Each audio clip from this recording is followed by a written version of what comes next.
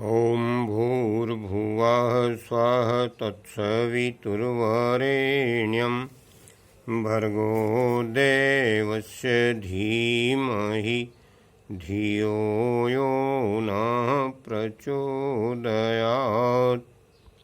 आत्मीय बंधुओं, परम पूज्य गुरुदेव ने 3200 पुस्तकें लिखी है। प्राय सभी तरह के विषयों में उन्होंने लेखनी चलाई है और उनका खुद का अपना जीवन का जो अनुभव है उसी को निचोड़कर इन किताबों के अंदर, पुस्तकों के अंदर उन्होंने लिखा है। तो सबसे पहले मनुष्य कई प्रकार की कठिनाइयों से गुजरता है, उसके जीवन में कई प्रकार की मुसीबतें हैं। इन सब से किस प्रकार से निजात पाई जाए। सबसे पहले हम अपने भौतिक जगत के जो जीवन की मुसीबतें हैं, परेशानियां हैं, उनसे जब तक दूर न हो जाएंगे, जब तक उनको हम समझ नहीं लेंगे, तब तक अध्यात्म का हम श्री गणेश नहीं कर सकते। इसलिए सबसे पहले समस्त समस्याओं का समाधान अध्यात्म, इस विषय पर एक पुस्तक है। उसी से हम आज का ये कार्यक्रम शुरू करते हैं। उज्ज्वल भविष्य के निर्माण का एकमात्र आधार अध्यात्म। बुद्धिवादियों का एक वर्ग बहुत समय से ये कहता आया है कि सभी प्रकार की विपत्तियां आर्थिक कठिनाइयों के कारण उत्पन्न होती हैं। यदि आर्थिक सुविधा हो, संपन्नता बढ़े, तो फिर न तो किसी को पिछड़ा रहना पड़ेगा और न कोई चोरी बेईमानी अपनानी पड़ेगी। इस वर्ग के लोग उत्पादन बढ़ाने और खर्च में किफ़ायत करने पर उतना जोर नहीं देते जितना सम वितरण पर। उनका कहना है कि जिसके पास पैसा है उससे लेकर सबको बांट दिया जाए तो अमीरी बढ़ जाएगी, सब लोग संपत्तिवान बन जाएंगे। फलतः अन्य समस्याओं के साथ नैतिक समस्याओं का भी समाधान हो जाएगा। इस वर्ग के लोग अपने को साम्यवादी कहते हैं। दूसरा वर्ग शिक्षा की कमी को पिछड़ेपन का कारण मानता है। वो शिक्षा की वृद्धि के साथ साथ नैतिकता सहित राष्ट्रीय और अंतर्राष्ट्रीय समस्याओं के समाधान का स्वप्न देखता है। तीसरा वर्ग शासन पद्धति के संबंध में ये कहता है कि राज्य के हाथ में असीम शक्ति होती है। वो कठोर दंड व्यवस्था के सहारे अपराधी तत्वों को रोक सकता है। राष्ट्रीय संपत्ति का मनमाना उपयोग करके वो समृद्धि और प्रगति का द्वार खोल सकता है। कई व्यक्ति देशों वर्गों की संकीर्णता को पारस्परिक विग्रह का कारण मानते हैं और एकता के लिए इन सभी विभेदों को मिटाकर विश्व राज्य, विश्व धर्म, विश्व परिवार का सृजन होने पर सुख शांति के मार्ग की कठिनाइयां दूर होने की बात सोचते हैं। समस्याओं के सामूहिक कारण व्यक्तियों की भूलें अथवा दुष्टताएं होती हैं। परिस्थितियां भी कई प्रकार की विपन्नता उत्पन्न करती हैं। मूर्धन्य व्यक्ति प्रस्तुत साधनों के सहारे उनके हल भी निकालते रहते हैं। टूट फूट की मरम्मत और विकृतियों की काट छाट चलती रहती है, पर चिरस्थायी समाधान का मार्ग नहीं निकलता। हजामत बनाते बनाते नए बालों की उपज जिस प्रकार उत्पन्न हो जाती है, उसी तरह उलझने नए या पुराने रूप में फिर उठ खड़ी होती हैं। शांति का एक सुखद सपना भर बनाई रहता है। उसके लिए आशा अपेक्षा तो की जा सकती है, पर वैसी स्थिति बनती नहीं जिसमें व्यक्ति को सुरक्षा और समाज को सुव्यवस्था की स्थिति में रहते हुए देखा जा सके। समाधान के उपयुक्त सुझावों में से सभी आंशिक रूप से सही भी हैं। उन सभी प्रतिपादनों के कार्यान्वित होने से मनुष्य जाति के सामने प्रस्तुत कठिनाइयों में से कितनों का ही एक सीमा तक समाधान निकलता भी है, पर वह होगा आंशिक और सामयिक ही, क्योंकि उसमें उन भौतिक कारणों का ही निराकरण सुझाया गया है जो प्रत्यक्षतः बहुत सी विपत्तियों और उलझनों के कारण प्रतीत होते हैं। ये पुंसियों पर मरहम लगाने की तरह ही है।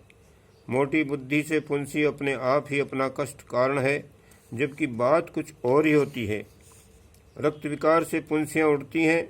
रक्त विकार के कारणों में पेट में जमी विषाक्तता बहुत बड़ा कारण होती है।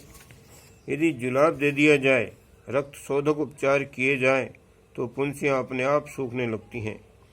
तब बहिरंग उपचार से अथवा सामान्य मरहम से भी वे अच्छी हो जाती हैं। उसके विपरीत यदि रक्त विकृति बनी रहे तो मरहम लगाते रहने पर भी वे बहुत दिनों में अच्छी होती हैं और एक के अच्छे होते दूसरी नई उठ खड़ी होती है।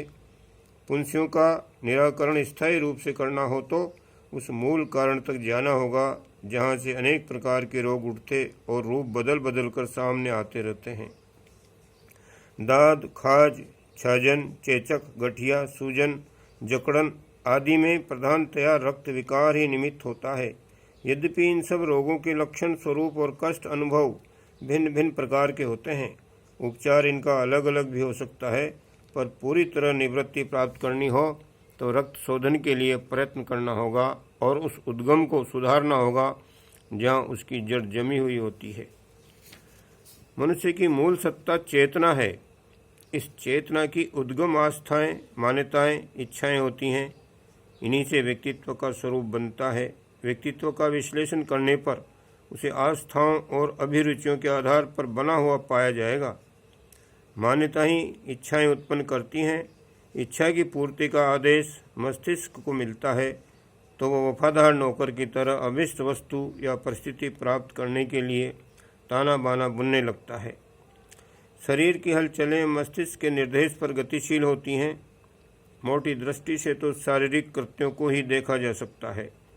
चमड़े की आंखें तो घटनाओं, हलचलों, पदार्थों और प्राणियों को ही देखती है, इसलिए वे कार्य को ही महत्व देती है।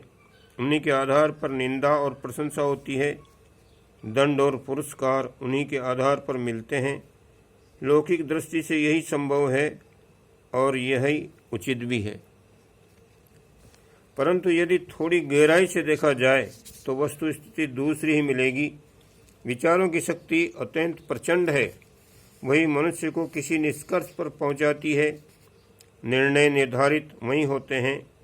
क्या करना है, क्या नहीं करना है, इसका फैसला करना पूरी तरह से मस्तिष्क के हाथों में है। शरीर के अन्य किसी अवयव को उसमें कोई हस्तक्षेप नहीं होता। पंच तत्वों से बनी काया तो मात्र उस निर्देश का परिपालन करती भर है जो मस्तिष्क द्वारा दिया जाता है। शरीर एक उपकरण मात्र है। कुछ करते हुए तो उसे ही देखा जाता है, पर वस्तुतः वह जड़ तत्वों का बना होने से सब कुछ सोचने में सर्वथा असमर्थ होता है। उसे अपने मालिक की आज्ञा के अनुसार ही चलना पड़ता है। मूर्ति गढ़ने में 6 हथौड़ी के हलचल दृष्टिगोचर होती है।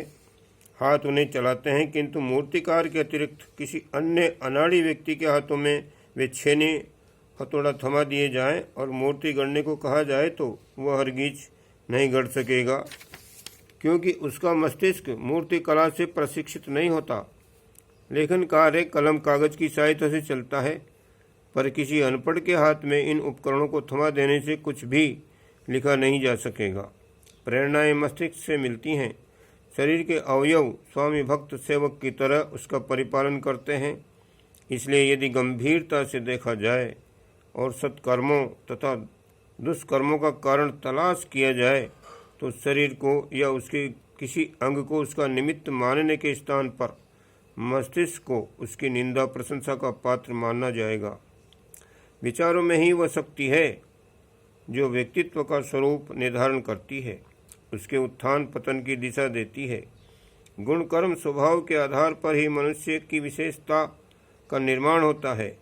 उसी स्तर की हलचल गतिविधियां होती हैं और उसी आधार पर दूसरों का सहयोग, असहयोग, सम्मान, तिरस्कार मिलता है। इन्हीं सबको मिलाकर पिछड़ेपन या प्रगतिशीलता की स्थिति बनती है। उत्थान और पतन का वास्तविक आधार इस मानसिक स्थिति को, चिंतन की दिशा धारा को, मन, बुद्धि एवं चित्त के त्रिवर्ग को दिया जा सकता है। मन स्थिति ही परिस्थिति के रूप में प्रकट परिणित होती है। व्यक्ति वैसा ही बनता है जैसा कि सोचता है। समस्याएं और कठिनाइयां अपने आप आसमान से नहीं टपकती हैं, वे मनुष्यों की गतिविधियों से उत्पन्न होती हैं। ये गतिविधियां, हलचलें हाथ पैरों की ही दिखाई पड़ती हैं। उनमें मस्तिष्क की स्थिति और प्रेरणा का प्रत्यक्ष दर्शन नहीं भी होता। तो भी उसके लिए वही पूरी तरह से उत्तरदायी होता है। विषय परिस्थितियों को सुधारने के लिए अवांछनीय हलचलों को रोका जाना चाहिए, पर यह ध्यान रखना चाहिए कि ये रोकथाम केवल शारीरिक प्रतिबंधों से संभव नहीं। रोकने का तरीका जो भी अपनाया जाए, यदि मस्तिष्क से उसे स्वीकार नहीं किया तो फिर कोई दूसरा ढंग निकाल लिया जाएगा और पहले से ही जैसी अवांछनीयता उससे ही मिलती जुलती हरकतें होने लगेंगी। मनुष्य की चतुरता सर्वविदित है। वह बाह्य प्रतिबंधों को तोड़ने के लिए किसी न किसी प्रकार का रास्ता खोज ही लेता है। कानून हर बुरे काम के विरुद्ध बने हुए हैं और उन्हें करने वाले अपराधियों के लिए जेल, पुलिस, कचहरी का पूरा प्रबंध है। जांच पड़ताल के लिए इंस्पेक्टरों की, गुप्तचरों की सरकारी मशीनरी काम करती है। उस मशीनरी को रोकथाम के साधन भी दिए जाते हैं और उस पर खर्च भी बहुत होता है। इतने पर भी हर अपराध का पूरी तरह बोलबाला बना रहता है। पकड़ में तो 10% भी नहीं आते। जो पकड़े जाते हैं उनमें से 3/4 तिकड़म तरकीब से छूट जाते हैं। जिनको दंड मिलता है उनकी संख्या समस्त अपराधियों में से 1% भी नहीं होती। फिर दंड पाने के बाद वे और भी अधिक निर्लज्ज हो जाते हैं। जेल जाकर तो वहाँ अन्य साथियों से पूरा प्रशिक्षण पाकर लौटते हैं और सुधरने की बजाय अपने फन में पूरे माहिर दिखते हैं। ऐसे लोग नौसिखिए न रहकर पूरे उस्ताद बन जाते हैं। यहाँ जेल पुलिस को न तो व्यर्थ बताया जा रहा है और न उसका उपहास किया जा रहा है। कहना इतना ही है कि संसार में असंख्य प्रकार की विपत्तियाँ उत्पन्न करने के लिए जो दुष्प्रवृत्तियाँ मूल कारण हैं, उन्हें मिटाने के लिए हलचलें रोकने के लिए प्रतिबंधात्मक कार्यवाहियाँ पर्याप्त नहीं हैं। मुख्यतः मनुष्य का चिंतन परिमार्जित किया जाना चाहिए। दृष्टिकोण इस प्रकार बदला जाना चाहिए जिससे उसको नीतिमत्ता के लाभ प्रत्यक्ष दृष्टिगोचर होने लगें। मनुष्य निजी विवेक के आधार पर इस निष्कर्ष पर पहुँचे कि उसका गौरव एवं लाभ नीतिमत्ता अपनाने में है। दुष्प्रवृत्तियों को अपनाने में जो दुष्परिणाम उसे भुगतने पड़ेंगे, उनका कल्पना चित्र यदि सही रूप से सामने हो तो फिर उसके फैसले नीति समर्थक होंगे। इस तरह स्वेच्छा से छोड़ी हुई दुष्प्रवृत्तियाँ ही छूटती हैं। मन उन्हें पकड़े रहे तो जड़ जमी रहेगी और वो बाढ़ का पानी इस रास्ते फूटता रहेगा। मजबूत काल कोठरियों से सुरंगें लगाकर दिन रात पहरा देने वाले संतरियों की आंखों में धूल झोंककर हथकड़ी बेड़ियों सहित जेल तोड़कर कई डाकू चतुरता के सहारे भाग निकलते हैं।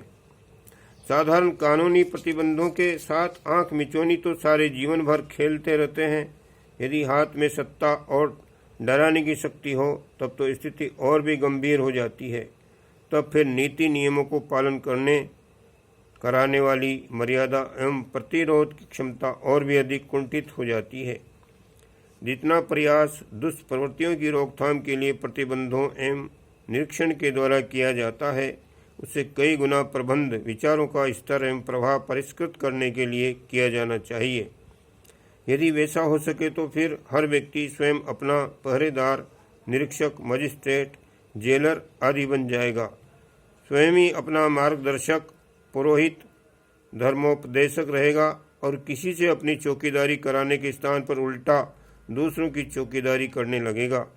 यदि चिंतन का स्तर ऊंचा उठाया जा सके, दृष्टिकोण में उत्कृष्टता का समावेश संभव हो सके, तो निश्चित रूप से क्रियाकलाप में सज्जनता और शालीनता की ही झलक मिलेगी।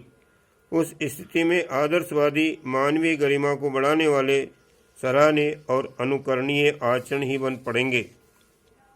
जिसका चिंतन ऊंचा है वो निकृष्ट गतिविधियां अपना ही नहीं सकता। पतन की दिशा में उसके पैर बढ़ेंगे ही नहीं।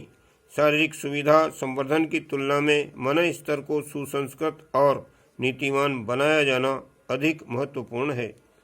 सुविधा संवर्धन आकाश पाताल जितना क्यों न कर लिया जाए, पर आंतरिक दुर्बुद्धि बनी रहे, है लिप्साओं का ही मनक्षेत्र पर आधिपत्य बना रहे, तो फिर रावण, कंस, हिरण्यकश्यप, भस्मासुर, वृत्तासुर, दुर्योधन आदि के समतुल्य वैभव प्राप्त कर लेने पर भी अपने लिए और दूसरों के लिए दुर्भाग्यपूर्ण परिस्थितियां ही उत्पन्न की जाती रहेंगी।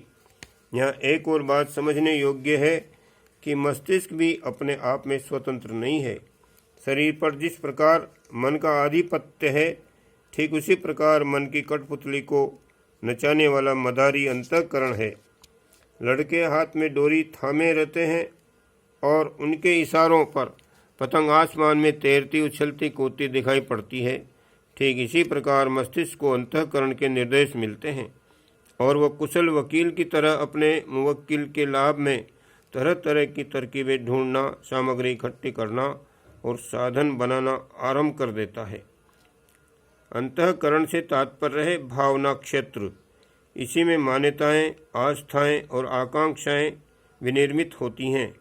विचार तो तर्कों, तथ्यों, प्रमाणों और उदाहरणों के सहारे आसानी से बदले जा सकते हैं। भय और लोभ के दबाव से भी विचार बदले जा सकते हैं, पर आस्थाओं की बात दूसरी है। उनकी जड़ें बहुत गहरी होती हैं और वे व्यवस्था में चुप ही रहने पर भी बदलती नहीं हैं, भीतर ही भीतर अपना काम करती रहती हैं और अवसर आते ही फिर उछल पड़ती हैं। किसी आंतरिक आस्था, नीति, नियमों पर वास्तव में न हो तो बाहर से वह धर्म उपदेशक का काम करते रहने पर भी भीतर ही भीतर पूर्ण नास्तिक जैसा बना रहेगा और गुप्त रूप से अनेकों छल छद्म रचकर अपने अनैतिक स्वार्थों को पूरा करता रहेगा।